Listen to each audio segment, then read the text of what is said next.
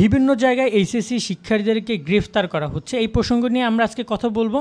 তো ভিডিওটি যাদের কাছে অপ্রয়োজনীয় তারা নাও দেখতে পারে, বাট আমার কাছে মনে হয়েছে, আমার দায়িত্ব মনে হয়েছে এ বিষয় নিয়ে কিছু কথা বলার। মূলত এখন বর্তমানে এইচএসসি পরীক্ষা চলছে, নানান জল্পনা কল্পনা প্রবলেমের মধ্যে পরীক্ষা শুরু হয়েছে। এখন পরীক্ষা স্থগিত রয়েছে কোটা সংস্কার আন্দোলনের কারণে। কিন্তু এর মধ্যেও আমরা দেখতে পেয়েছি যে বিভিন্ন জায়গায় আসামি করা হচ্ছে, এইচএসসি শিক্ষার্থীদেরকে গ্রেফতার করা হচ্ছে। এখন একজন এইচএসসি শিক্ষার্থীকে গ্রেফতার করার মানেটা কি, বোঝা আইন কি দেখাচ্ছে আমরা ঠিক বুঝছি না। এখানে শিক্ষার্থীদেরকে কিছু কথা আমি বলবো, একটু মনোযোগ দিয়ে দেখবা, বন্ধুদের শেয়ার করে দিবা। আর এখানে অভিভাবকদের কিছু কথা বলবো, আইন শৃঙ্খলা রক্ষাকারী বাহিনী বা শিক্ষা মন্ত্রণালয় যারা আছে তাদেরকে আমি একটু উদ্দেশ্য করে বলতে চাই, এই যে যারা শিক্ষার্থী রয়েছে এদের জীবনে সবচেয়ে গুরুত্বপূর্ণ একটা পরীক্ষা হচ্ছে এইচএসসি পরীক্ষা। তাদের এই পরীক্ষা নিয়ে তারা 2টা বছর পড়াশোনা করেছে। এখন এই সময় এসে তাদের যদি গ্রেফতার করা হয় তার মানে কি দাঁড়াচ্ছে, এই দেশের স্বাধীনতাটা কোথায়? এবং একজন শিক্ষার্থী সে পরীক্ষা দেবে। এখানে আমরা দেখছিলাম যে বিএমপি নেতাকে না পেয়ে তার ভাইকে গ্রেফতার করেছে, যে ভাই কিনা এইচএসসি পরীক্ষার্থী। এখানে একটা কথা বলতে চাই, এটা কিন্তু একটা নিউজ এসেছে, কিন্তু অনেক নিউজ আছে যে এইচএসসি শিক্ষার্থীর গ্রেফতার, কিন্তু সেটা হয়তো বা অনলাইনে তেমন আসেনি বা আমরা তেমন অতটা জানি না। অনেকেই আছে, অনেক গ্রেফতার হয়েছে এইচএসসি শিক্ষার্থী এই 14 লাখের মধ্যে। অনেকে আন্দোলনে গিয়েছে, আন্দোলনের পরে বিভিন্ন জায়গা থেকে অ্যারেস্ট হয়েছে, অভিভাবকরা চিন্তিত। তো এই বিষয়গুলো নিয়ে আইন শৃঙ্খলা রক্ষাকারী বাহিনী তাদেরকে বলবো যে শিক্ষার্থীদেরকে অন্তপক্ষে ছাড় দিন, যাদের পরীক্ষা রয়েছে, যাদের আর 2 দিন পর পরীক্ষা, 4 তারিখ 5 তারিখ তাদের পরীক্ষা, তাদেরকে অন্তপক্ষে একটু করা হোক। এবং শিক্ষকদেরকে বলবো এবং শিক্ষা মন্ত্রণালয়, আমি জানি না এরা আমাদের কথার কোনো গুরুত্ব দিবে কি না, বা আদৌ একজন শিক্ষার্থী হিসেবে বা একজন অভিভাবক হিসেবে কোনো কথা বললে বা কোনো কিছু করলে সেটা হয়তো অতটা গুরুত্বপূর্ণ পায় না। এদেশে গুরুত্বপূর্ণ যে বিষয়গুলো সেটা হচ্ছে হয়তো মেট্রো রেল, আর নয়তো অন্য কোনো স্থাপনা। মানুষের গুরুত্ব খুবই কম তুলনামূলকভাবে। তো এই জায়গায় একজন শিক্ষার্থীকে গ্রেফতার করে তার জীবনটা বা তার ভবিষ্যৎটা যেন কোনোভাবে অন্ধকার দিকে না ফেলা হয় সেটা নিয়ে কথা বলবো।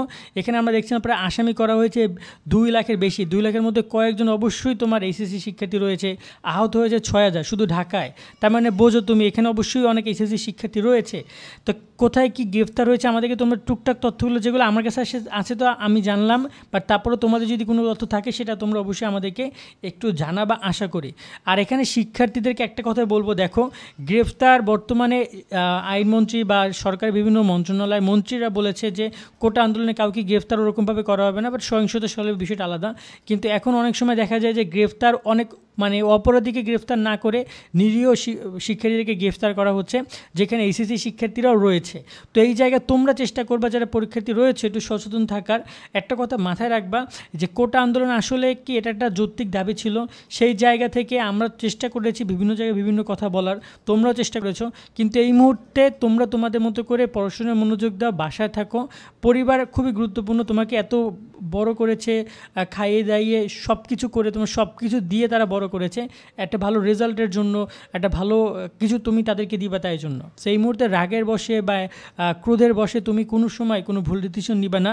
রাস্তাঘাটে আন্দোলনে একটু কম যদি তুমি পরীক্ষার্থী, তোমার লাইফে একটা রিস্কটা সবচেয়ে বেশি। আমি আবার বলছি তুমি পরীক্ষার্থী, তুমি না গেলেও আন্দোলন চলবে বা যে যার মতো করে কাজ করবে। সো তোমরা একটু সচেতন থাকো, এটা তোমাদেরকে আমি বিশেষভাবে পরামর্শ দিব। আর এখানে একটা কথা বলবো অভিভাবকদেরকে, শিক্ষার্থীদেরকে একটু বাসায় রাখার চেষ্টা করবেন আপনারা। একটা কথা মাথায় রাখতে হবে যে এখানে বর্তমানে দেশের যে গ্রেফতারের যে বিষয়টা, এখন হয়তো বা তারা এই ব্যাপারটা গ্রেফতারের মাধ্যমে অনেক কিছুই বোঝাতে চাচ্ছে। প্রতিদিন অনেক মানুষ গ্রেফতার হচ্ছে, বিশেষ করে ঢাকায় আমরা যখন দেখি বিভিন্ন জায়গায় শুনি মোবাইল তল্লাশি করে গ্রেফতার করা হচ্ছে। অনেক ধরনের তথ্য আমরা অনলাইনে অ্যাভেলেবেল দেখছি, এটা নিয়ে কথা বলার কিছু নেই, সবাই এ ব্যাপারে সবাই অনেক ভালো জানে। কিন্তু এখানে কিন্তু অনেককেই অজ্ঞাতনামে আসামি করা হচ্ছে, বিভিন্ন মামলা করা হচ্ছে, যার কারণে বিভিন্ন জায়গায় যেসব জায়গায় ঝামেলাগুলো হয়েছে সেই সব জায়গায় কিন্তু অনেক শিক্ষার্থীকেই গ্রেফতার করা হচ্ছে এবং অনেক পরীক্ষার্থীও রয়েছে তার মধ্যে। সো পরীক্ষার্থীদেরকে ছাড়িয়ে আনার জন্য বলা হচ্ছে। এবং তোমরা যারা পরীক্ষার্থী রয়েছে একটা বিষয় মাথায় রাখবা, যদি তুমি কোনো কারণে গ্রেফতার হও তাও কিন্তু তুমি পরীক্ষা দিতে পারবা, সে জেলের মধ্যে বসে অথবা থানায় বসে।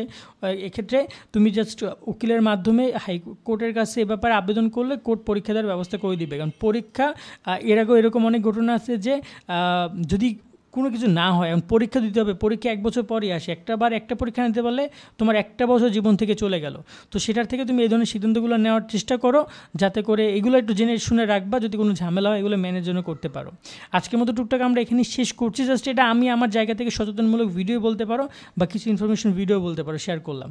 সকলে অনেক ভালো থাকবা, আল্লাহ হাফেজ।